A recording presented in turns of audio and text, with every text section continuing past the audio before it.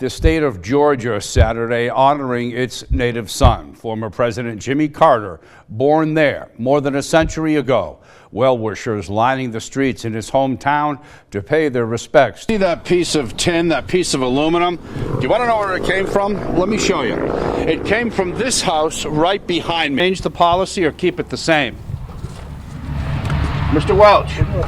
The big game right around the corner, and all hands are on deck as the city of New Orleans makes the final preparations following the attack on Bourbon Street. Hi guys, anchoring this first Sunday of the new year, kind of a big one because we have tornado watch in our northern viewing areas, also here in Baton Rouge. Adam Olivier, you could see him right there. He's tracking all of these systems. Ted James over $1.1 million. You had a mere $80,000. So obviously, that message that you put out resonated. Rupolo first broke this story last month. Adam joining us again, and we have the rain now, Adam, and of course we got that cold weather coming in by morning, right? I want to show you how close the homeless camp is under the I-110 bridge. Follow me now to some neighborhoods. Take a look behind me, literally just 50 yards away. All right, as Adam said, we're going to have a chilly next few days, which means it's time to get your people, plants, and pipes secured, right? Our Sydney Simone gives us a rundown. 2 weeks after we started investigating two Pensacola contractors, their licenses were revoked in Escambia County. All right. You're holding a press conference, and I think that a question was asked, and I think it deserves an answer. Former Clyde police detective Leroy Foley was carrying boxes of items from his desk to his truck Monday morning. Following allegations, he falsified his military service record. Did you falsify your military record, Mr. Foley? Any response to the allegations against you, Mr. Foley? Mr. Foley. Clyde police released this statement on social media Monday morning. After becoming aware of allegations, Foley misrepresented his military service record, also known as a DD-214. A few hours later, he resigned. Chief Robert Dalton released another statement saying, "The department will continue our internal investigation of this matter to reach a conclusion and determine if additional actions are warranted." We spoke with Chief Dalton by phone Monday morning. Is it your belief that he falsified his DD-214 to become employed at the Clyde PD?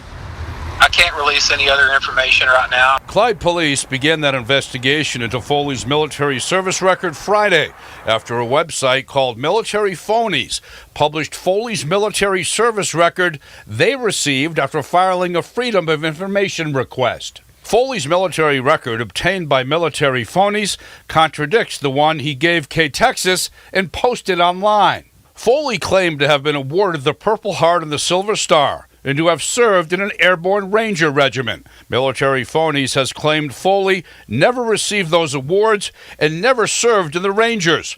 Foley told K-Texas Friday all his military service record claims are true. Foley's opponent in the sheriff's race is Callahan County Sheriff Chief Deputy Rick Jowers. Jowers claimed in a Janiary debate he was also an airborne ranger. Leroy's a great guy. He really is. He's military like me, but we're both airborne rangers. Jowers released this statement to K-Texas Monday.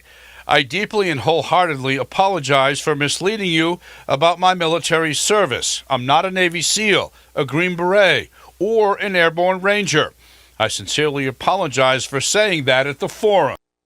Okay, we're a corporation. Carla Bailey, the owner of Abilene Printing and Stationery, has been holding back her frustration for years. Just seemed to be very unfair. From 2010 to early 2016, her company held the printing contract for the city of Abilene. That changed in March of 2016 at this city council meeting. The staff is recommending we award that contract to Southwest Direct. The co-owner of Southwest Direct is Mayor Anthony Williams, who at the time was a city councilman. He bought the printing company less than a year before. Why would you buy a printing company and then bid on and you're a councilman and you're fixing to run for mayor, and then the first time the printing bid comes up, they get it. At that 2016 meeting, Councilman Steve Savage questioned the city's recommendation to award the contract to Southwest Direct, noting the bid was only $329 lower. A $400 difference based on everything else comparative, I would say that the Abilene printing and stationery, truthfully, would be the better deal. Savage also pointed out the cost for emergency priority printing, which was higher in the quote from Southwest Direct. And then City Manager Robert Hanna chimed in, saying the higher rush service quote by Southwest Direct didn't really make a difference. We need to know the price, but it's not a large expense item that we have historically incurred. Council then voted unanimously to award the printing contract to then Councilman Williams' company. Williams had left the room and abstained from voting. I want to state that I didn't have any advantage to this, that I went beyond the requirements by state law. The city agrees. City Attorney Stanley Smith sent us this letter with our public information request for documents. Keep in mind, we never asked the city attorney for a letter or even a statement, but he wrote, Councilman Anthony Williams fully complied with all laws regarding public disclosure and abstaining from discussion and voting in this matter in which he had a conflict of interest. Between June of 2016 and the end of last year, the City of Abilene paid the mayor's company Southwest Direct $159,000 for printing services. Comparatively, from 2013 to 2015, the city paid Abilene Printing $197,000 for printing services. The city's spending less money on printing today than it was previously. Williams filed 3 conflict of interest statements, but for 3 years, none of these could be found on the city's website, where traditionally conflict of interest statements by city officials are posted. Why is that? Well, and so at the time when I conferred with the city attorney and the city manager, I did everything that I was told I was supposed to do. On February 8th, one day after our interview, the mayor's conflict of interest statement suddenly appeared online. And then on February 9th, the mayor came forward about the contract for the first time, posting on his Anthony for Abilene Facebook page that he acquired the city's printing contract 3 years ago. And then he posted copies of documents that K-Texas received after a public records request.